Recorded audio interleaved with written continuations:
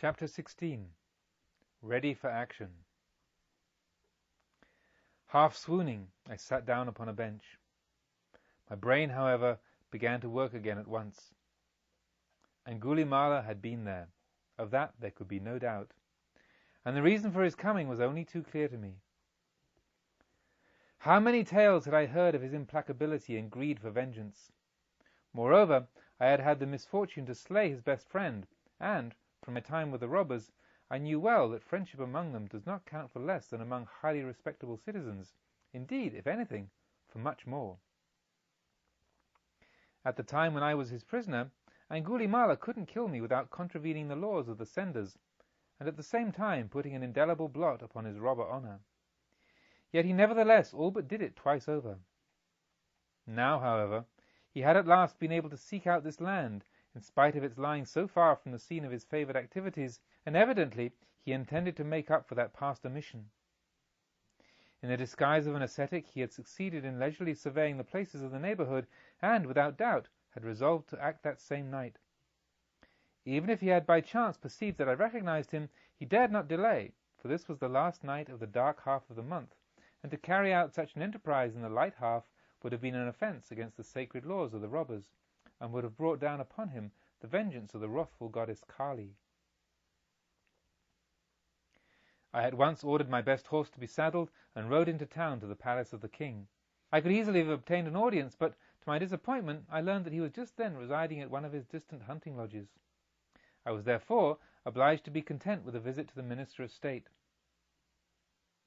As it happened, this was the very same man who had conducted the fateful embassy to Kosambi, and in whose protection, as you will remember, I did not travel back. Now, from that day on which I had refused to follow him, he had not been very friendly to me, as I had noticed on several occasions when we had chanced to meet. In addition to which, I knew he had frequently criticized my mode of life. To have to bring this matter before him was not exactly agreeable. Its justification, however, was so apparent that here, it seemed, there was no room left for personal likes or dislikes.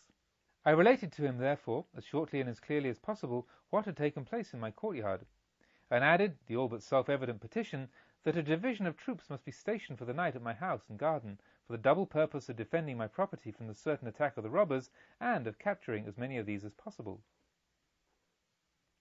The minister heard me in silence, and with an inscrutable smile upon his face he said, "My good Kamanita, I do not know whether you have already indulged in an early and very heavy draught, or are still suffering from the effects of one of your famous nightly banquets, which have become the talk of Ujjaini, or indeed whether you may not have ruined your inner organs to such an extent by your no less proverbial than remarkable spiced dishes as to now be subject to nightmares, and not only by night, but also in broad daylight. For as such I am compelled to designate this interesting tale, particularly as we now know that it is a long time since Angulimala ceased to sojourn amongst the living."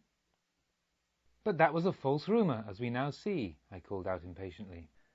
"I by no means see it," he replied sharply. "There can be no question in this instance of a false rumor.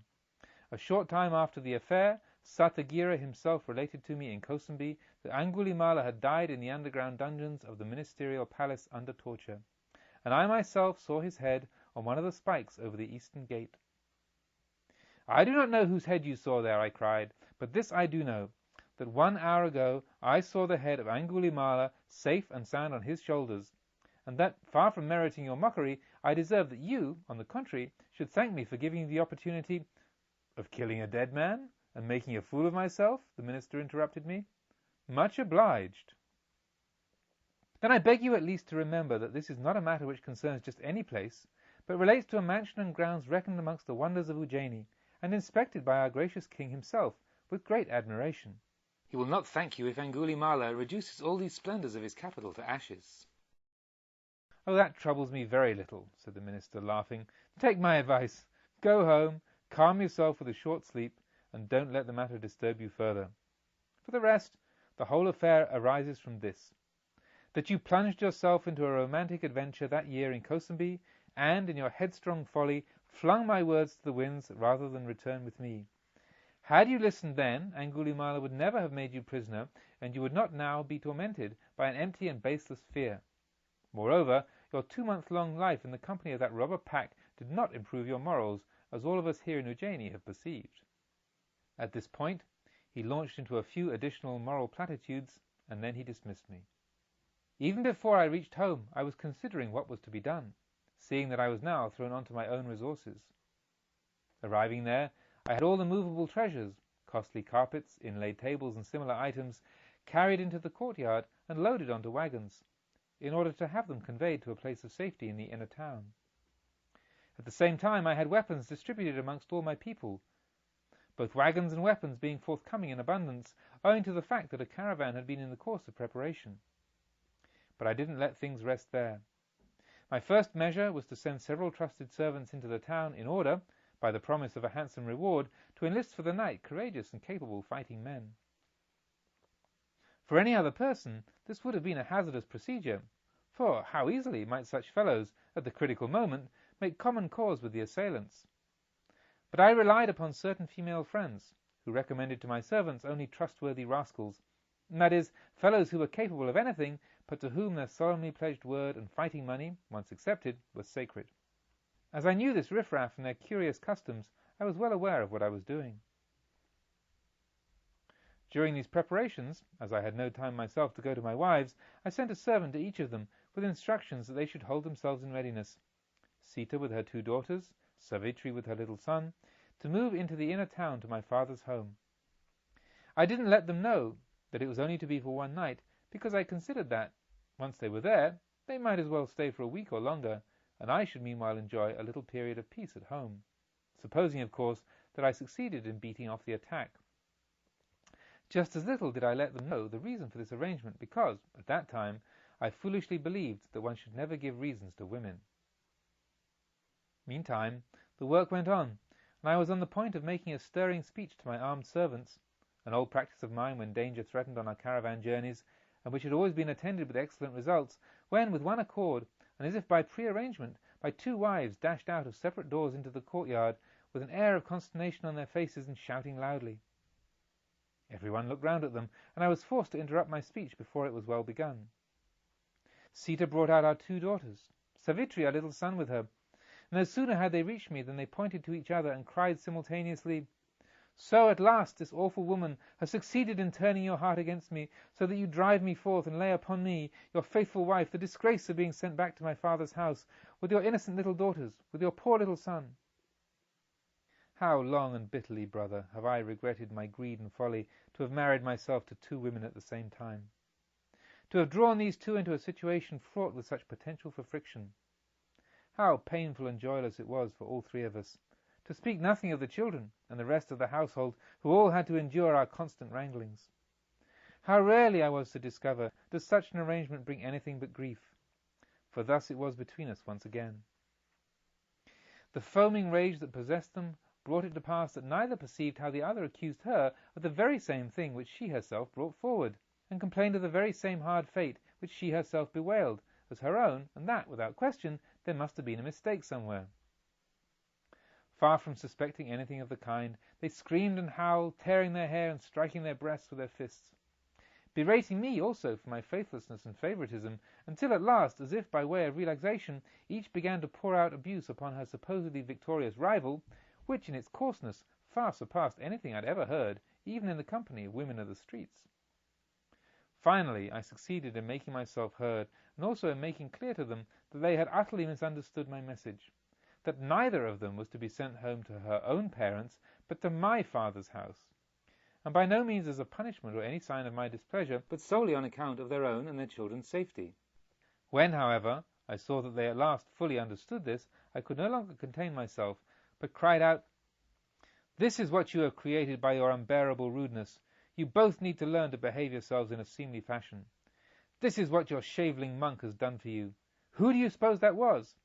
It was Angulimala, the robber, the horrible fiend, who slays people and hangs their fingers around his neck. He it is whom you have abused, he whom you have angered. It's a miracle that he didn't beat you to death with his alms bowl. But it is we others, if any of us should fall into his hands, who will have to pay to the uttermost farthing, and who knows whether you yourselves will be safe from him, even at my father's house." When my wives fully comprehended the meaning of my words, they began to cry as if they already felt the knife at their throats, and wanted to rush out of the gate with the children. I stopped them, however, and then carefully explained that for the present no danger was to be feared, because Angulimala, as I well knew, would not attack us before midnight.